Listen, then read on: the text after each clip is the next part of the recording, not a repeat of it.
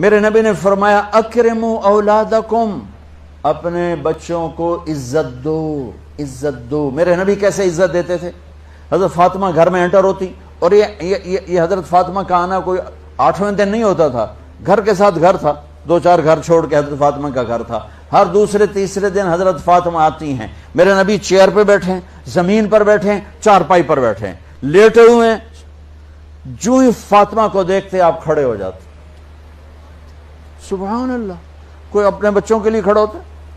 آپ لوگ class room میں آتے ہو تو آپ کے لیے بچے کھڑے ہوتے ہیں، اور میرے نبی کیا، یہ بچے آپ کی اولاد ہیں، میرے نبی کھڑے ہو جاتے، اور وہیں نہیں کھڑے رہتے تھے بلکہ تیزی سے آگے بڑھتے تھے، اور جا کر حضرت فاطمہ کا ہاتھ پکڑ لیتے تھے مسافر کے، اور پھر دیکھو مجھے یوں بوسہ لیتے، پھر ہاتھ پکڑے پکڑے پکڑے لے کر آتے، پہلے حضرت فاطمہ